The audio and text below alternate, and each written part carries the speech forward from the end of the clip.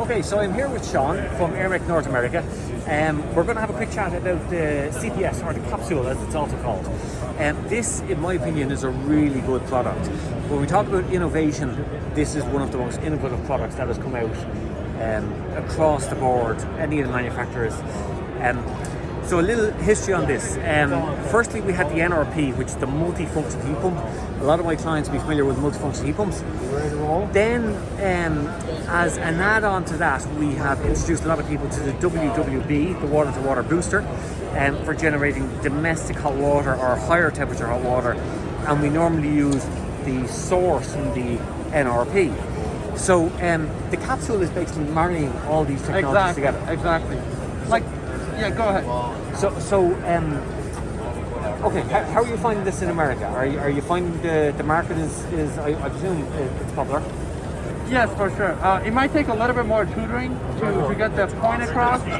People already like the NRP. They use it extensively for any sort of multi-purpose heat pump application. And then the booster is relatively new, but it's gaining popularity because you're able to decarbonize the building, get rid of a boiler, and put an all-electric solution.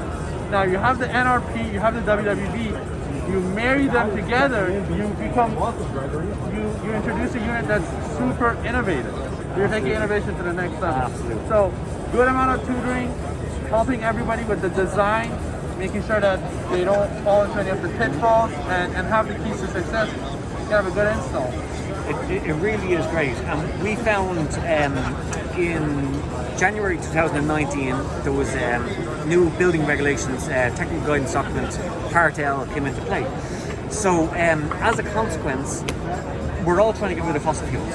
For sure. And I remember when we came to the AHR trade show in Orlando just before the pandemic, a lot of these technologies were being introduced. But then, of course, we had the pandemic. We haven't had a show like this ever since. So we're doing our best to get the word out there. So it's great to have these expos and to get the knowledge about this technology out there. But at the time when the Part L came into play, we found there was an appetite for non-fossil fuels. For sure, for sure. In America, I think you've had similar. Oh, for sure. There are dozens of cities that are making sure that they're going to be 0% carbon in the next 25 to 30 years. Yeah. So there are a lot of cities. The West Coast is leading this, but the East Coast is also gaining some traction. Even in colder climates, such as Toronto, where I'm from, people are trying to move away from boilers and move towards air-to-water heat pump. Yeah, and that's a big difference, because I do remember here 2 years ago, and I found it was getting there, but I'm seeing a big difference now. Like, people are now, I think worldwide we're accepting we need to get away from fossil fuels. The design of systems has changed as a consequence of this as well. So where we would have had boilers, oil, gas, or whatever, people would have been used to delivering hot water to your domestic hot water system at 80 degrees. So you'd have a supply of 80 to turn of 60. Whereas that's gone now. We don't need water at 80 degrees. So we're now designing the multifunction heat pump more often than not, with 45 degrees C supply, return 40. You could have the chill water off the same unit, so you're generating one or other for free. And that's your typical 6 and 12 or 7 and 12. And now, if you do want a higher temperature, the add-on was the WWB, and now it's the CPS, this capsule, where the whole lot is integrated into one. So I genuinely do see this as being a huge product in the market. For sure, because whenever people are designing a new building, we always tell them to use a lower hot water set point, so use the 45 degrees, use the 55 degrees Celsius. Yeah.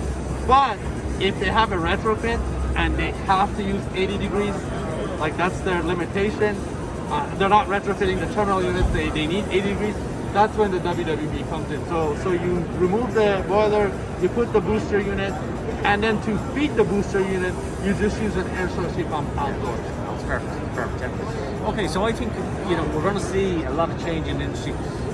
I can't stress how much it's great to come to these shows. I met you guys here a couple of years ago in Orlando. We're all talking the same stuff here. We're introducing new technology. Everybody is looking for innovation We need to get global warming down. That's a worldwide problem. So it really, really is good to even have like yourself, Shawn, especially to talk about these technologies and just get the word out there.